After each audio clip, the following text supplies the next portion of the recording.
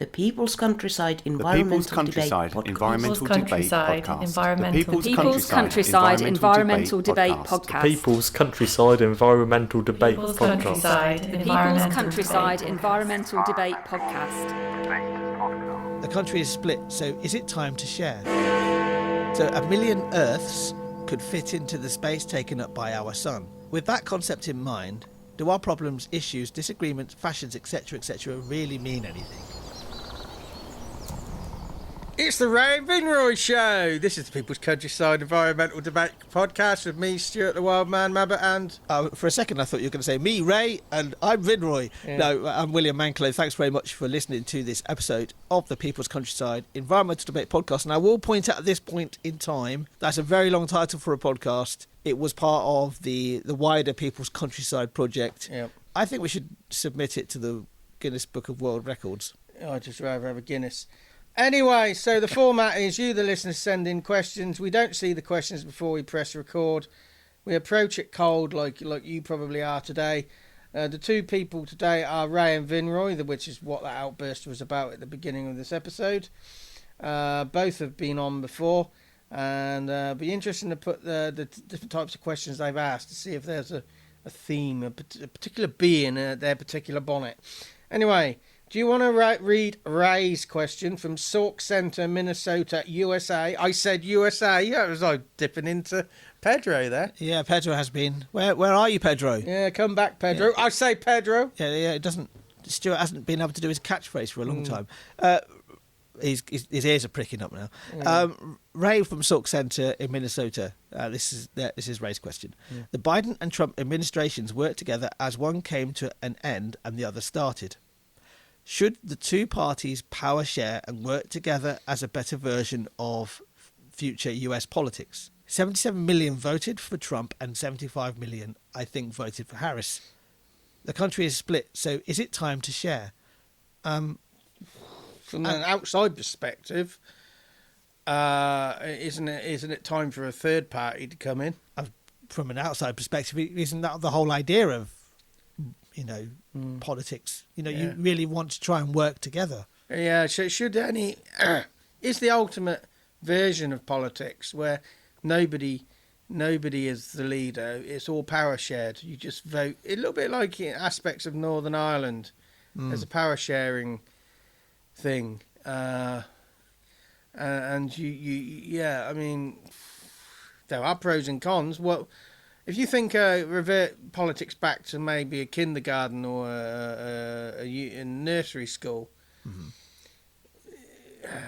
kids naturally want to protect their toy, their pen, their thing, and they're taught to share.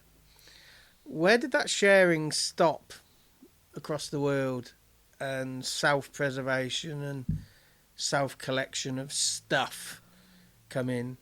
Yes, and yeah. And also, when did we actually start to really properly judge somebody else? Yeah. Because I saw a video on Instagram a few days ago, where I've seen it before actually, where it was like interviews with children of a certain age, maybe 6 or 7 years old, and they had to talk about their friend, and it's like, what is different about your friend? And the answer would be, there was one where a girl was in a wheelchair and one who wasn't. And it would be like, oh, she's got maybe, she's got more toys than me, or they would just say something very random. Them being in a wheelchair, them being different races, didn't even come into their imagination, didn't come into their mind. When do we start to separate ourselves that way? Yeah, I mean, American politics, it's very them and us. Whereas if anywhere in the world, if you actually if you get into power by making yourself look better than the other party, you're always going to drive that. But if every party knows they're going to be sharing power, when you have to work with somebody, you approach them slightly differently. Yeah, a little bit more amenable. But the Trump administration does want to just be isolationist themselves. They want to be running. They don't want to work with anybody else. They're just going to do what they want to do. Yeah. You do realise after Trump passes away, he's still going to be running the country. In what way? I don't know. He'll come back from the dead. We're not going to get rid of him. He's just going to come back. That wig of his, or whatever, the hair transplant, that would just be mounted on top of a statue, and it will be dictating orders. I don't know. Do you think so? The country is split. So is it time to share? I think it is. But we have got to such a point in the world, in life and in the world, that doesn't seem to be room for any middle ground. But we have been here before. Yes. In the 1930s, in the build-up to the Second World War. Yes. It's forming in a slightly different way, but it's still lining up the same way. Yeah. We just don't learn from any of our past mistakes, No. really, do we? No. That's the thing. It's like no matter how much information there is about the Holocaust, for example, and the various Holocaust. There was obviously the big Holocaust during the Second World War, but others have happened. That we don't learn from those things. I think because we don't want to in some ways. I think we should make this question way bigger than America, though. Because I think the police are coming because we're making this too American-centric.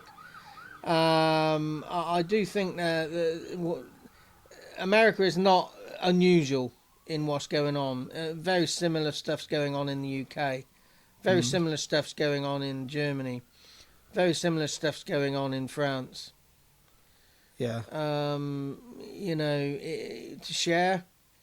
Yeah. Let's an action here is to, if you went to kindergarten or you went to nursery school, I didn't go anywhere until I was old enough at school age. But if you went to those places, one of the things you were taught was to share. Yeah. And when you think about how your life progressed in school, and you ceased to share, and it was about self-gain, self-gratification, getting grades, and all the rest of it. It was a you, me. And just think, if the sharing had continued through your education, how would it have looked different? That's just a little action to churn on that. Any actions from you?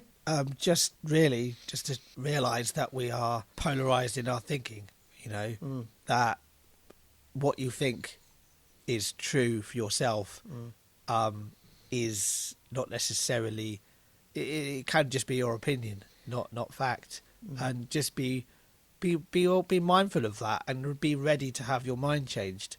I don't know who said it, but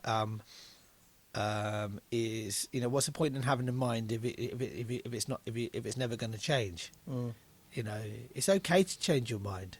It's not a sign of weakness. It's a sign of strength in some ways, that you've been given extra information, new information from somebody else, from other than yourself, or other than the places you normally get your information from.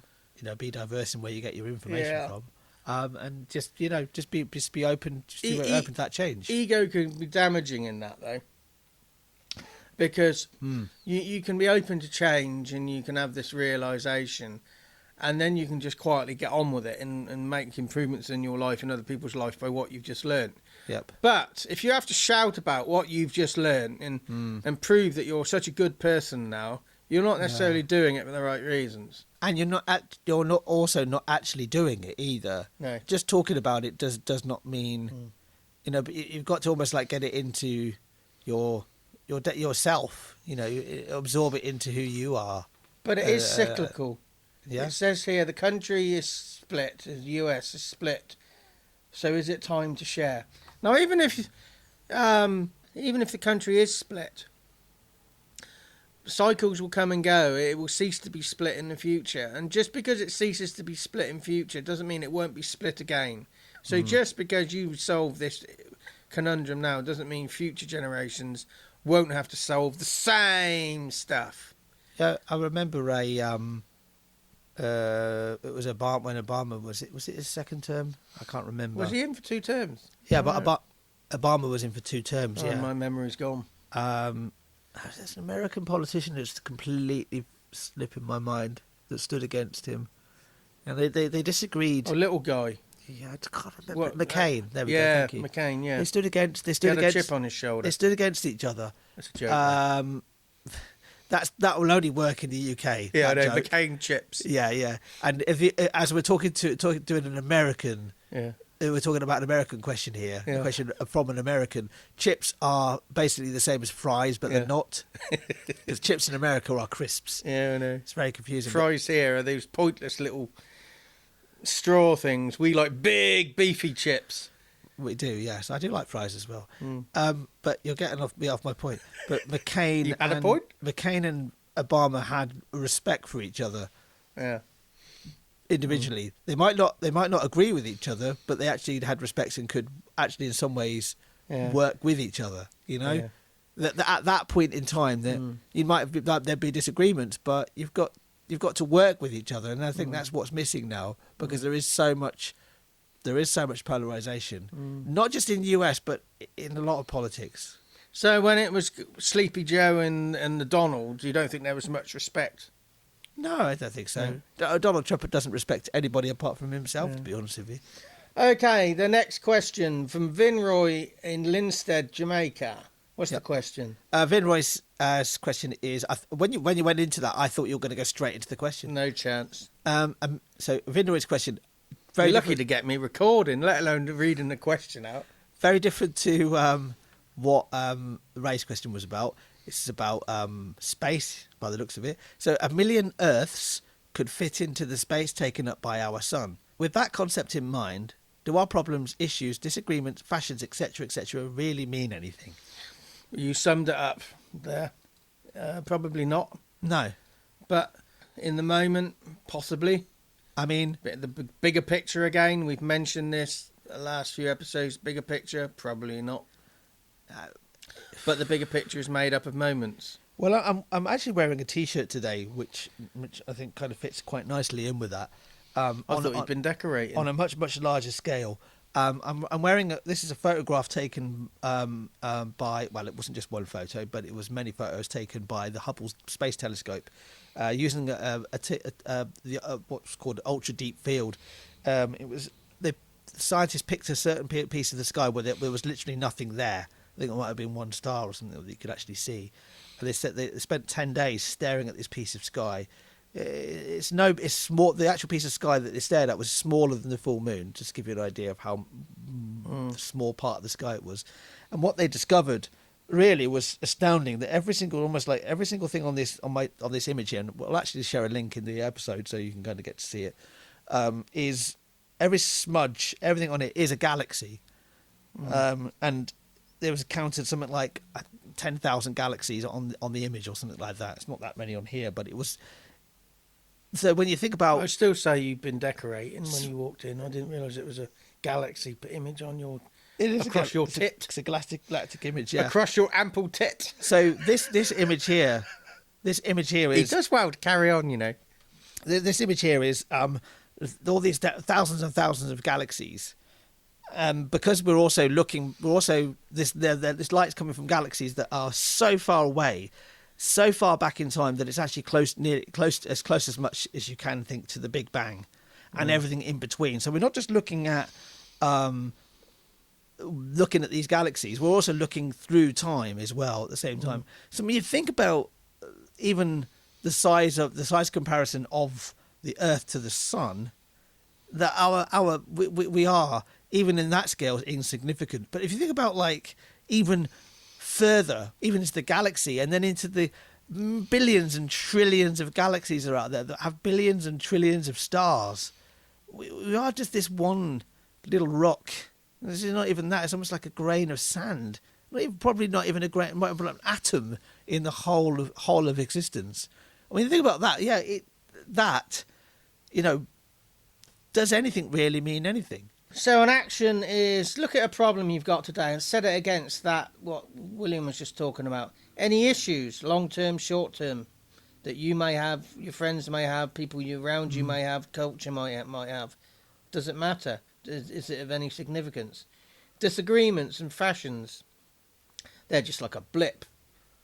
Does any of this really mean anything? Does life have meaning? Well, does the universe have meaning? We try to bring meaning to it. Is that because we're trying to avoid our own death? We keep coming back to mortality. Mortality, yeah. As I think I said between recordings that I said to a friend of mine very recently that... Was that Elliot? That was Elliot, yes. Yeah. he listens to this. Hope he's listening again. He will listen to this podcast. Yeah, that that actually, you know, we're all going to end eventually. Nobody's getting out of this alive. Nobody's getting out of this. That's exactly the phrase I used. Nobody's going to get out of this alive. He had a pregnant pause, you said. So, yes, he did, yeah.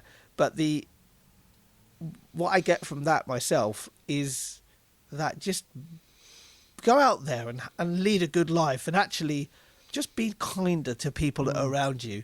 And if you operate from that point of view, and actually see that somebody else is actually having struggles themselves, you're only going to make the world a better place, I feel. But also, by looking at it in that perspective, if you see somebody with problems, it's not insurmountable to offer help. If you look at it and you think, well, actually, I'm not going to tell them their problems aren't really problems. It doesn't really matter in the grand scheme of things. But also, the thing that's stopping you from going and giving them support, you might think, well, self-doubt and all the rest of it. If you put self-doubt alongside these big considerations, your self-doubt means nothing either. Just take a step, and if you fall in the water, you're going to get wet. Pretty much. We haven't sworn in this one, have we? I think I may have done. Was that in this episode? No, that was in the previous episode. I'll have to, when I do have a listen through when I'm editing. I'll have a look. I don't remember you slipping the swear word in. So right. Often we have one explicit episode, which was the previous one. The next one generally is because you know we're on the edge. We're kind of on the edge of swearing right now, aren't we? We are. Well, you are because you're a child.